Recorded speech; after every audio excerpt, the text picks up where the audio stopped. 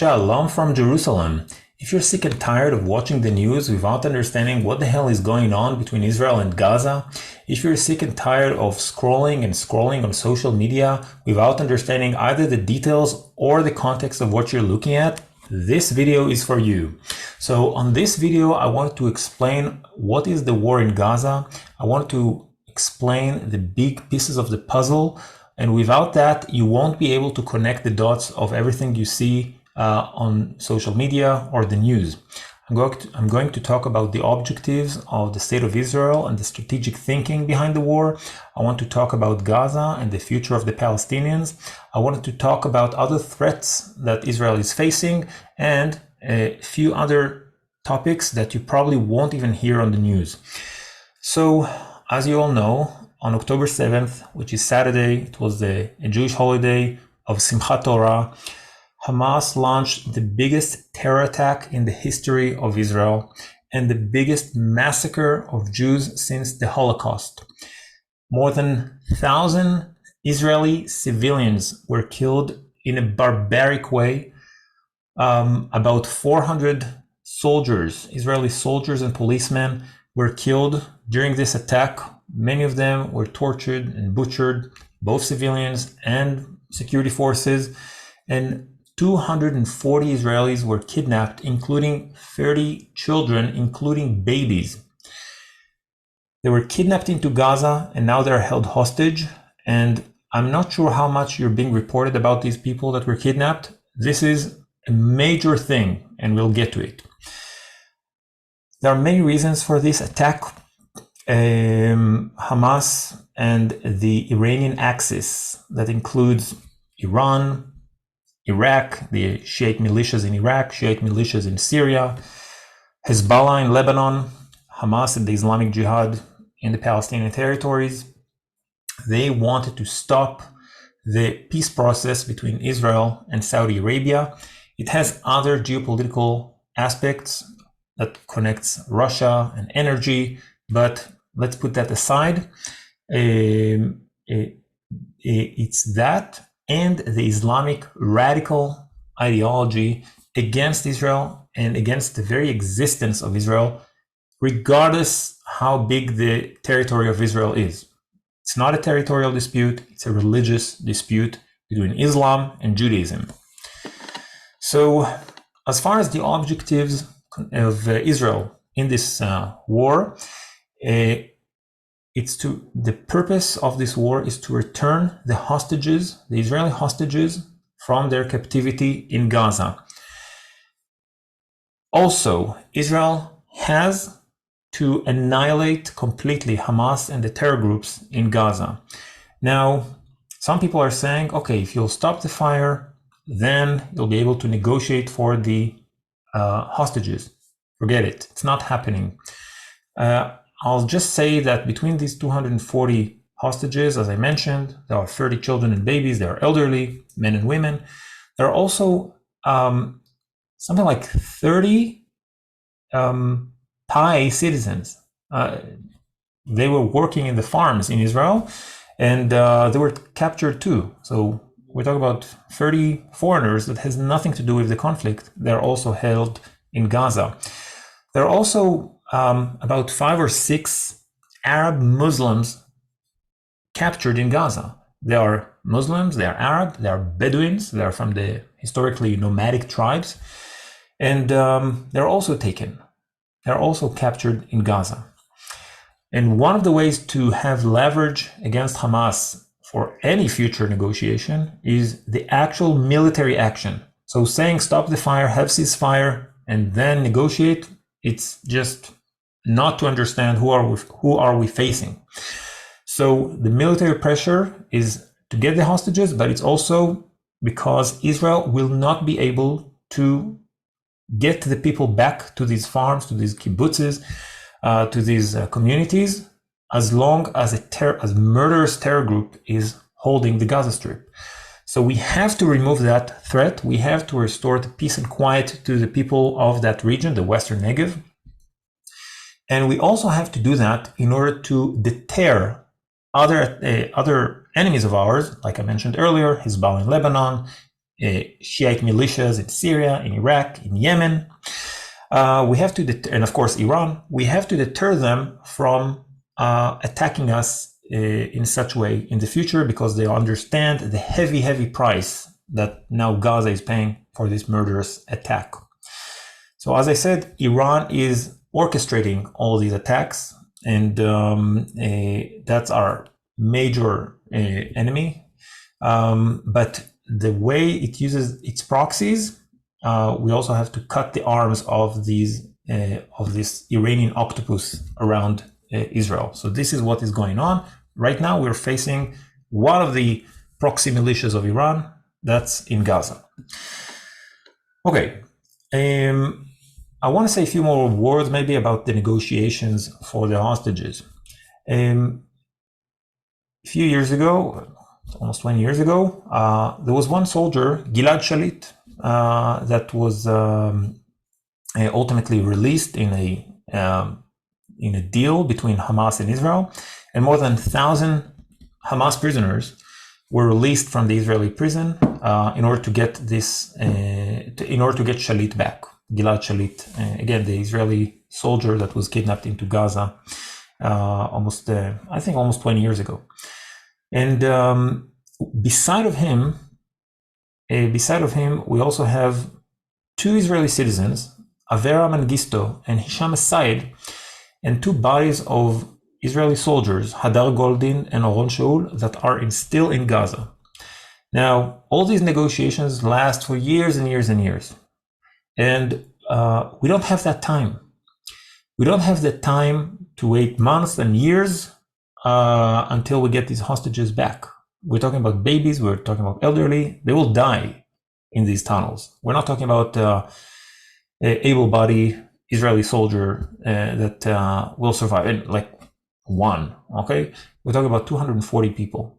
So the situation is completely different. We cannot allow that to happen. Earlier today, we had a report that official Israel suspects that one of the hostages, a woman, actually gave labor. She was pregnant when she was kidnapped, and she gave birth to her child in Gaza. So you have to understand how severe this situation is. As far as the Israel is concerned, we wake up in the morning with the hostages. We fall asleep at night when we think about the hostages. We pray for them. So this is just unacceptable. There won't be any compromises regarding the hostages. And Israel will eliminate Hamas in the process. So another thing is what is going to happen with the terror groups that run the Gaza Strip. So brief history: in 2005, Israel disengaged from Gaza. A year later, there was an official elections, open and free elections under Bush administration in Gaza Strip in 2006. Hamas got a massive part of the votes, more than 50%. I think it was 55%, if I remember correctly. And Abu Mazen, the president of the Palestinians, basically rejected the results because he's a dictator. And year later, 2007, there was a coup of Hamas, of this terror group and political party as well, against Fatah and Abu Mazen. They dragged and killed and dragged the bodies of Fatah members in the streets of Gaza, threw them off roofs. Horrible military violent coup. And since 2007, Hamas is de facto state. There is a de facto Palestinian state in Gaza, Hamastan, we call it. They have the institutions, they have an effective rule, they have an army, they have borders, okay, which are not recognized, but still, in effect, they rule the Gaza Strip. And therefore, we're talking about, in practice, we are talking about a functioning country. So there won't be any compromises as far as Israel is concerned. Hamas will not continue to rule in Gaza and administrate Gaza. It's just impossible. So we'll get to it later, what is going to be. Some people at this time of crisis think who's going to control, what are the options, who's going to control Gaza, basically. So they came up with all kinds of ideas. The immediate idea that after Israel, let's say, fully controlled Gaza, there was a brief military regime of Israel, and ultimately it will be handed over to the Palestinian Authority. So again, the title is, what is the future of Gaza? Who is going to control it after the war? So option one, the Palestinian Authority. This is completely impossible. The Palestinian Authority, the PA, that was established in 1993 following the Oslo Accord, is ineffective. It's ineffective. Decades of corruption and nepotism turn it into a hated body of the Palestinians. The Palestinians hate the Palestinian Authority. They don't trust it, and it's not an effective power. In the West Bank, when they still rule, they barely control the main cities, Ramallah and maybe a little bit of the surrounding of it, and pretty much it. The southern part and northern part of the West Bank, Judea and Samaria, has no effective rule of the Palestinian Authority. So if you'll hear in the news about attacks of the Israeli army on northern cities in the West Bank like Nablus and Jenin, that's because the Palestinian Authority cannot deal with the terrorists over there. Some of the terrorists are from the Hamas and Islamic Jihad, but many of them are just almost gangs, you can say, that run these cities basically in practice. So they are not effective in the West Bank. So there is no chance they will be effective years after they were kicked out from the Gaza Strip. They won't be able to be effective in the Gaza Strip as well. So that's out of the question. Israeli soldiers that are now conquering Gaza and many die and injured in the process they didn't give their life, in some cases their health, just to give this territory to a corrupt nepotist and very much with the same ideology of annihilating Israel, like the Palestinian Authority. It's not happening. Another option that was on the table, that was not still on the table, is international force. Whatever that force will be, Israel has no trust in it. We have this experience with Lebanon. There is UN soldiers, more than 10,000 of them, in the southern part of Lebanon, following the UN resolution 1701, after the second Israeli-Lebanese war of 2006. So they are there, 10,000 or 15,000 UN soldiers, but they are completely ineffective. Hezbollah built fortresses, underground fortresses, basically, in southern Lebanon with the border of Israel. The massacre that we saw on October 7th was actually the blueprint of Hezbollah. The Hezbollah is planning to do, we know it, the intelligence know it, was planning and practicing and have military drills in order to do the exact same massacre in the northern part of Israel. And the UN force over there was completely useless in stopping that and reporting that effectively. And we have no trust. We as Israelis, we have no trust in international force that will govern and rule and report on what's happening in these areas. NATO, Arabic military force from Egypt, from the Arab League, who's going to rule it? I can tell you that it doesn't really matter what is the body that will, the military and the administration body that will control the Gaza Strip, whether if they even come to such formula. Israel will not give up the military ability to enter the Gaza Strip wherever it is and arrest terrorists and stop terrorists and check every house and check whatever need to be checked, so such an attack won't happen again. So just put that in mind. Even if it's the international community sends UN soldiers or the Arab League or whatever the formula is, the IDF, the Israeli Defense Force, will still be able to enter every place in Gaza. We can't leave it to luck, and let's say. I will also say that whatever that force will be that will govern Gaza instead of Israel, won't be really interested in dealing with such destruction and rebuilding a destroyed Gaza, okay, amongst hostile population that was just defeated. And it's not just hostile population, it's a brainwashed population, jihadist, that was recruited by Hamas forcibly, of course, but still, these people, all they learned from day one is to be a martyr, okay? So I'm not sure who's going to put his head in this bed. I'll add another thing. The international community won't be interested in rebuilding Gaza. And that's what we are talking about, rebuilding Gaza, because it's being destroyed right now by Israel on the search for the hostages, and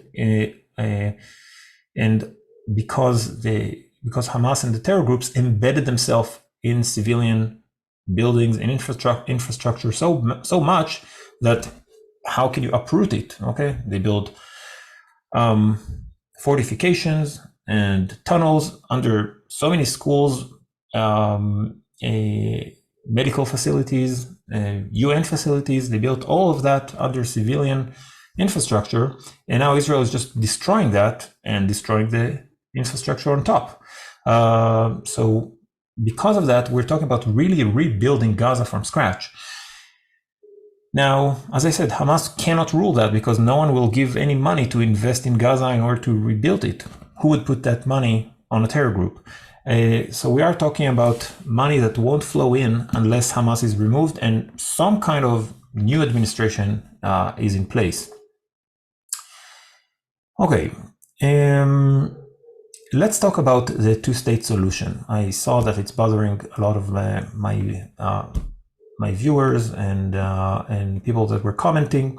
The two-state solution, to two people, okay, that's the actual name of it, two states for two people, one state for the Jews, one state for the Arabs. The two states for two people solution is pretty much dead. It's dead because of so many rounds of negotiations that took place since the 90s, famously 2000, but also 2008, 2014 by John Kerry. After the failure of all these negotiations and the lack of response of the Palestinians to, being pragmatic about it and give concessions and any demands, after all that, the two-state solution is pretty much dead. After the attack, so by 2014, it was dead. But now after this attack, no one will trust the Palestinians. And when I say that, it's because it's not just the Palestinians from Gaza. It's not just Hamas. Okay? It's pretty much the same mentality in the West Bank.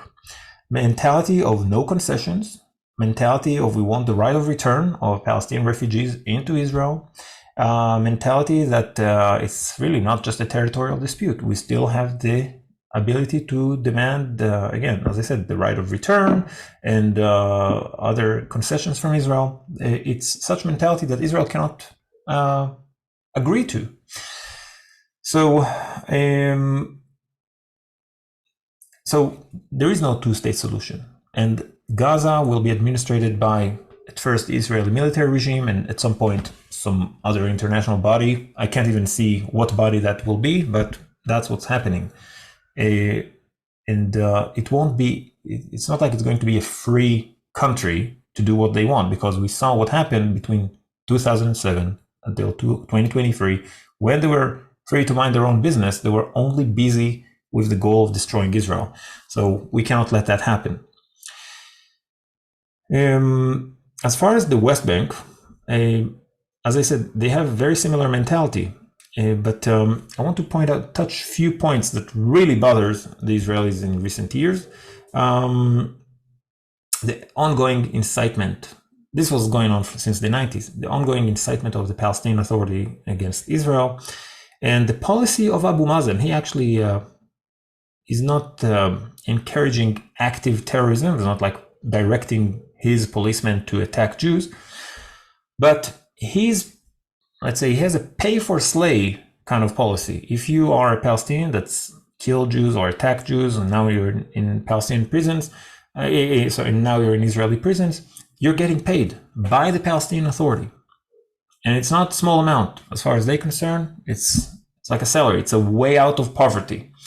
So if you're imprisoned for a certain amount of time, you get certain benefits. From over 5 years, you get different benefits. If you murdered 1 Jew, 2 Jews, you're getting all kinds of bonuses.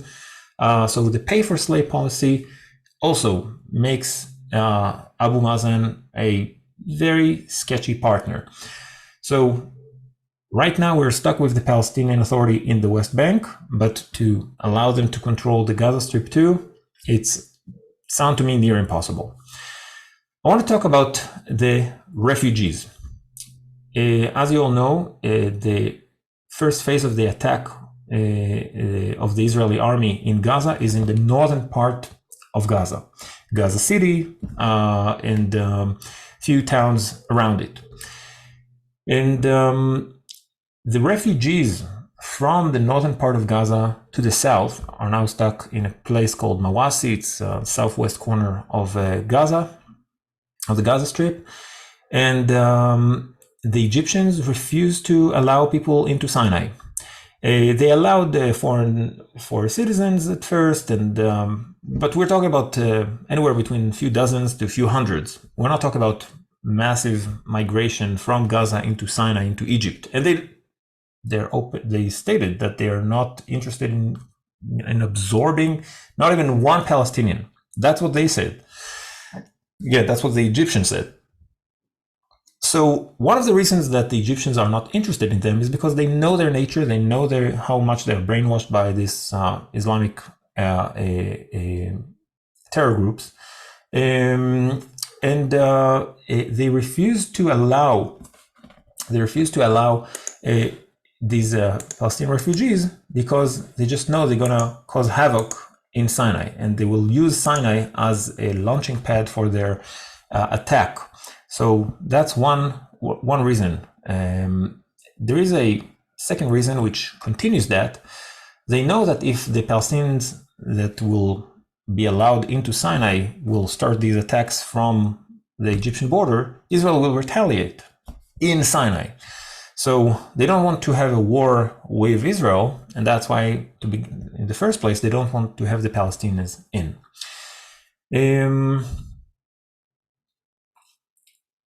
I'll just say that right now, as we speak, there are about 4 million Syrian refugees in Turkey for many years now, since the civil war in Syria took place.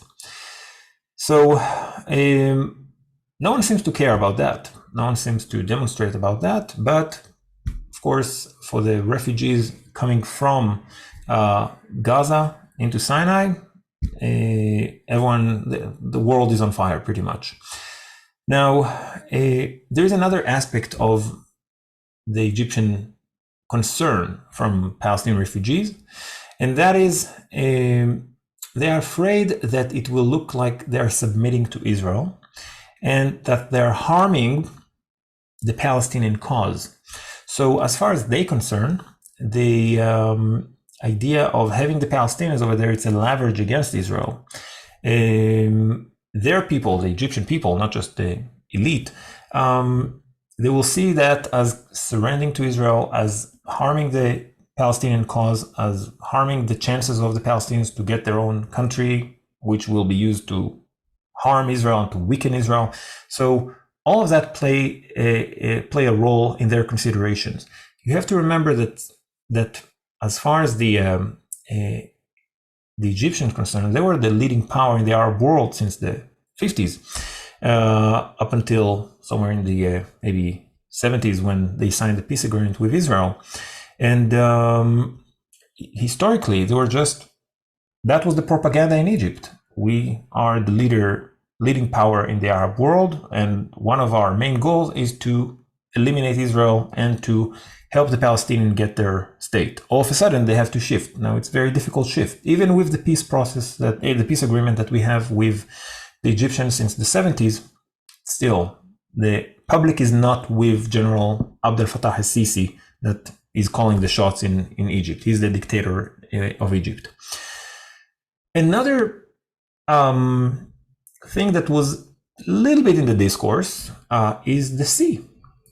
So if it's more theoretical, okay, but maybe other countries will be able to get Palestinian refugees from the coast, as I said, Mawasi, southwest part of Egypt, the southwest part of the Gaza Strip. They can be taken with ships from Gaza to a safe area.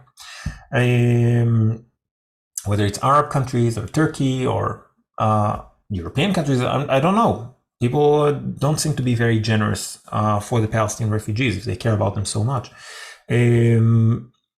So at the moment the winter is here. The winter is here. It's rainy, and the Palestinian refugees of Gaza, from the north to the south, and those who their homes were hit during the conflict in the last month, they're stuck. They're simply stuck over there. There are no UN refugee camps in Sinai, no UN refugee camps in the Gaza Strip that can solve their problems as far as the rain, as far as hospitals. So the situation is very dire.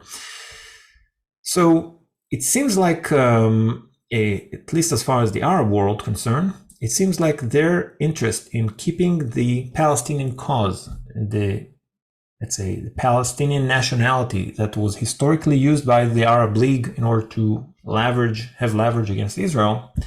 It seems like the Arab League and the Arab countries, maybe even the Muslim countries, are sacrificing the people, the Palestinian people, in order to keep this leverage against Israel, in order to bash Israel in the international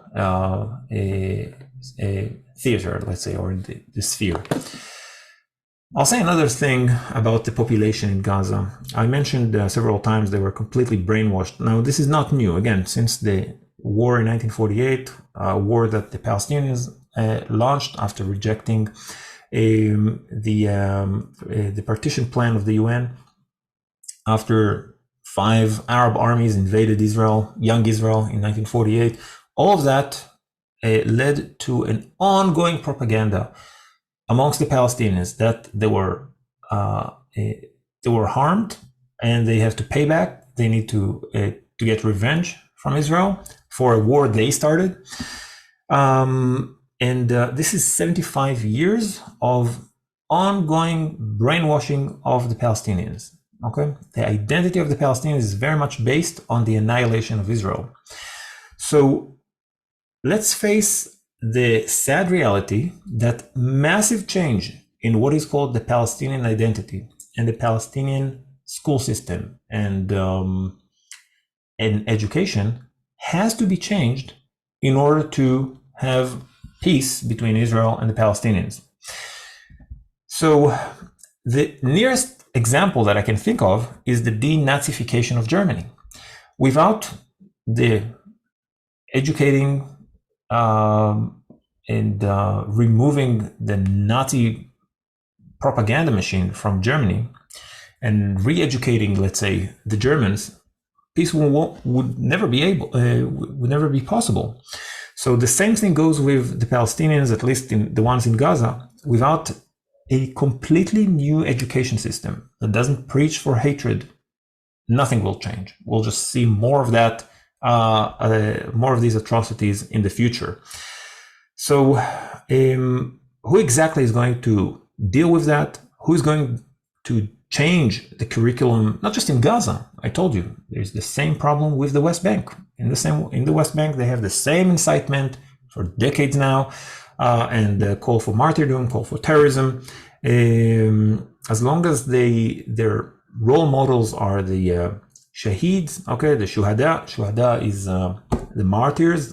When I say martyrs, we're talking about terrorists that attacked Israel or Israelis and Jews and died in during that attack, as long as they worship and idolize these martyrs, these are their role model of society. Schools are named after him. Squares and streets are named after them.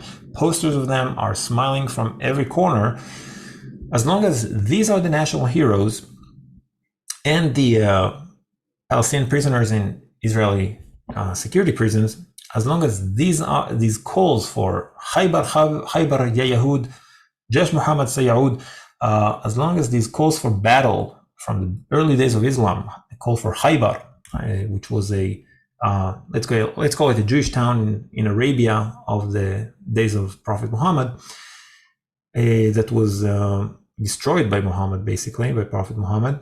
As long as these calls for attack and calls for war, these cries for war, are acceptable in their protests, in their ceremonies, in their school system, as long as their symbols are calling for the complete conquest of the entirety of what is British Mandatory Palestine, what is called from the river to the sea, there won't be any peace. As long as this is the mindset, as long as that's what they would feel the marrow of their bones, that Jews and Muslims, Jews and Arabs, Israelis and Palestinians cannot live together, we need to take the entire land. As long as this is the mindset, there won't be any peace. There won't be anything remotely similar to peace. So as far as the West Bank, it's really in the same place like Gaza. Same curriculum, same incitement. Okay, so if we don't change that, not just in Gaza, but in the West Bank too, nothing will change. I will add to that maybe one more thing. It's a common mistake to say that Hamas is only in the Gaza Strip and not in the West Bank, which is completely false. It's just completely untrue. I live in Jerusalem, and I see graffitis of Hamas everywhere in the eastern city. We have, because the Israeli army, they arrest Hamas terrorists through, like, all over the West Bank constantly. Just as far as I checked, more than 1,600 Hamas members were arrested in the West Bank since the beginning of the war. 1,600. So we're talking about massive support to Hamas in the West Bank as well. Hebron, famously, parts of Jenin as well, and other independent, let's call it, nationalist Palestinians that are interested in harming Israel and use terrorism as an act against Israel. So that's the situation on the ground. Hamas is very much in the West Bank as well. Okay, so what is going to happen in the day after the war? Okay, and beside of that, I have two other topics that I want to cover, so stay with me. What is going to happen in Gaza after the war? First of all, you need to know it will be destroyed. Gaza will be destroyed again because the cities, the towns, the buildings, it will be destroyed because Hamas embedded itself and all its facilities, military facilities and military capacities in the civilian infrastructure. Not just the underground infrastructure, meaning not just tunnels, but the buildings themselves are used for terror. If you don't believe me, just watch what the IDF spokesperson publishes, pictures, videos of rocket launchers in schools, in Boy Scouts camps. It's just there in kindergartens, amusement parks. It's really everywhere. Okay, so Gaza ultimately people will not be able to live in Gaza because they won't have any roof. That's what's going on. The Palestinians in Gaza, they will live in tents. I can't see any other option. That's what's going to happen. They're going to live in tents and shacks for, I hope, not a very long time, but I don't know how long the operation will take. And also, I don't know how long it's going to be before they can even rebuild Gaza. So we're talking about at least months, if not few years. The amount of money that will be needed to be invested in Gaza Strip is going to be enormous. I don't know about the donating countries, who's going to donate, who's going to help, who's going to support their rebuilding, basically, of Gaza. But this way or another, every dollar you as taxpayers in the West going to give that will end up in Gaza, you need to know where it is. And also Israel need to know where this money goes, that it doesn't go into terror tunnels and military capacities, of course. So who is going to supervise that? Who is going to control that, control the budget, control the raw materials that are going to enter Gaza? We don't really know, but there will be coordination between whatever that body is and Israel, because as I said, the Israeli army will be everywhere in the Gaza Strip forever, pretty much, because we just have no trust in the people of Gaza. Another aspect, economic aspect of it, is where are the Palestinians going to live? Sorry, not just live, where are they going to work? I don't see a scenario that the Palestinians of Gaza are going to work in Israel itself. We know that amongst those who invaded Israel in October 7th, there were people with permits, work permits, to work in Israel. They worked here for a few months or a few years even, since the policy has changed in the last, I think, almost 2 years. So who's going to trust them? Why should Israel trust Gazans to work if they spied on Israel and helped launch the deadliest attack on Israel since its establishment? So where are they going to work? I don't see how they enter Israel. In Egypt, in Sinai, I really don't know what are the opportunities over there. And as far as new factories that are going to be built in Gaza, or maybe very close to Gaza in Sinai, but just in the Egyptian side, but very, very close to Gaza, who's going to supervise that? Who's going to invest there in such a dangerous area? I really don't know. So what I can say as sad conclusion is that I think the Gaza Strip won't really be very livable in the coming month and maybe a few years. I hope at some point it will change, but I don't see how it's going to happen. What is the constellation? And I don't think it's going to be very fast. I think it's going to take a few years at least. What's going to happen next after Gaza? So you need to know that beside of the people of the Western Negev that were evacuated from their houses because of that war, the border with Lebanon is as dangerous. So we have people that were evacuated from the south, and we have people that were evacuated from the north with the border of Lebanon. Famously, the town of Kiryat Shmona, but all the other kibbutzim and little towns near it also were evacuated. We're talking about 100 and something thousand Israelis, 150,000 maybe Israelis that were evacuated from their homes. How should they return to live in the border with Lebanon when none of the infrastructure of Hezbollah, the Shiite militia in Lebanon, is still in place? They're very trained and equipped soldiers of Hezbollah, the rocket launchers, the mortar, it's all there. So it's hard to see a scenario that Israel finishes with Gaza militarily speaking, and then doesn't have to deal with Lebanon. I don't think that Hezbollah will be kind enough to follow the UN resolution of 1701 and withdraw Hezbollah over the Litani River away from the Israeli border. I don't see that happening out of kindness. So if that same attack that was launched from Gaza to Israel on October 7th will happen in the north in the future, this will be a complete disaster to Israel, and Israel cannot allow that. Also, I spoke with people that were evacuated. They are not interested in going back before Hezbollah is taken care of, before they know that Hezbollah is not there, is not in the south of Lebanon. So how can they return? Now, it's hard to know because there are many actors, let's say, that take place over here. So not it's beside of Israel, it's the United States, of course, and to coordinate it with other countries that are involved. So let's just put it this way. The Israelis, the population, has the spirit to attack Lebanon too. The people in Israel are interested in that.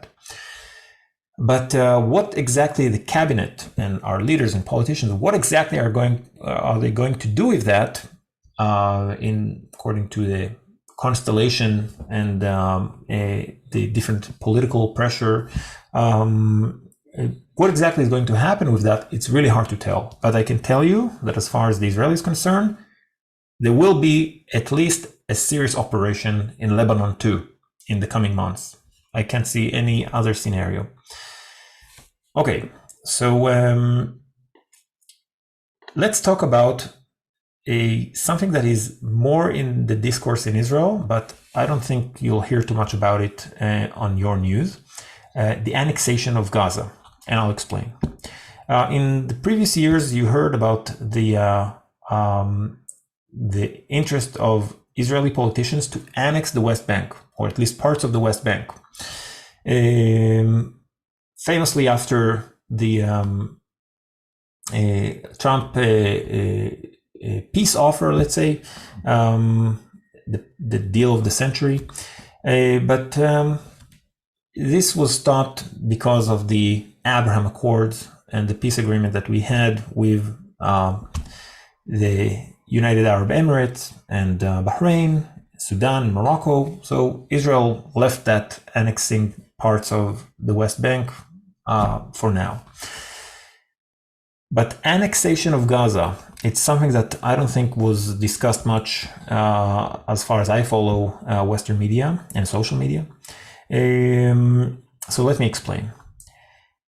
How can you punish a radical ideology, radical Islamic ideology like the one of Hamas?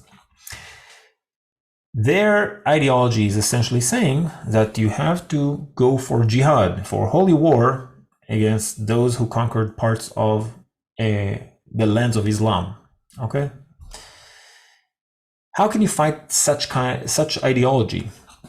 Also, in jihad, death is not a punishment. Death is their triumph, basically. They are not afraid of death. They actually desire it. So you cannot threat jihadists, Palestinian Islamic jihadists, such as Hamas, the Islamic Jihad, and other groups over there. You cannot threat them with death because they are interested in that. Okay, they see themselves as shuhada. Okay, fi sabilillah. They are seeing themselves as martyrs in the name of God or martyrs in the path of God. So death enough is not a threat for them. Only when they lose lands, only when their jihad causes them to lose territory, lose part of Dar el-Islam, okay, lose part of the house or the land of Islam, maybe then they consider if this is a jihad that's worth it. Okay, this is the deterrence. So this is the analysis of it. So I don't know if you're agreeing with this approach, okay? But as far as the Israeli discourse goes, it's not a theoretical thing. If you want to suppress their interest in jihad and these barbaric attacks against Israel, like the one we experienced on October 7th, maybe this is the measure of punishment against that ideology, that Islamic radical ideology. So there are people in Israel that they don't know exactly how it's going to turn out, but there are people in Israel that express the sentiment of annexation, of annexing parts or all of Gaza Strip into Israel. And again, there are various formulas for that. Again, it's not like official Israelis are talking about. It's not like the government speaks about it. We're talking about discourse in Hebrew in Israel. Whether the Palestinians will be expelled or not from the Gaza Strip, whether all of it will be annexed or parts of it will be annexed.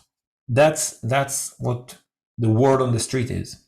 But what I was interested in explaining to you in this video is that idea of how do you punish jihadists that are interested in death. You show them that their jihad caused them to lose the lands of Islam. So they will think twice if they will ever do that again. That's the idea. Okay, so this is something that you probably never heard before. Threats. I would say that there was a very extreme threat that it's still not off the table, but it's very concerning our generals, let's say, that beside of that barbaric attack from Gaza by Hamas will simultaneously be attacked from other places.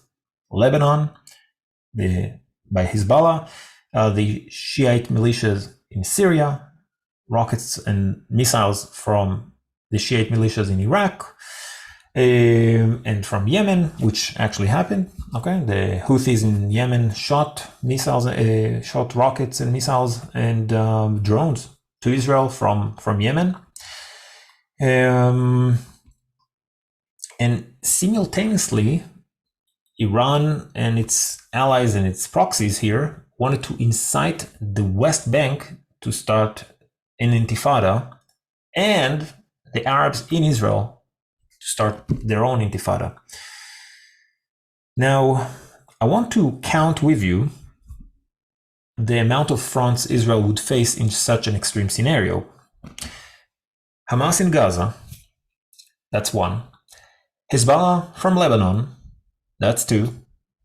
Shiite militias in Syria, Iraq, and Yemen, it's already five. Missiles from Iran, that's six. Intifada of Palestinians, armed Palestinians in the West Bank, that's seven.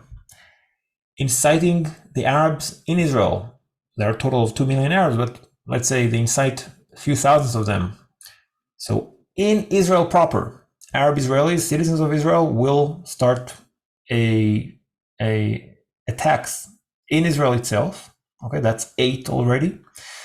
And there's another front that bothers Israel very much, the Jews in the diaspora. That's 9. 9 different fronts that Israel has to take into consideration. So when we talk about a total war, as far as Israel is concerned, based on these threats, we are in total war, and we have to start dealing with each arm of these Iranian proxies. The Iranian octopus sends its arms here, and we have to cut these arms, hopefully one by one, so that it will be, let's say, we can focus on every military effort for it on its own time.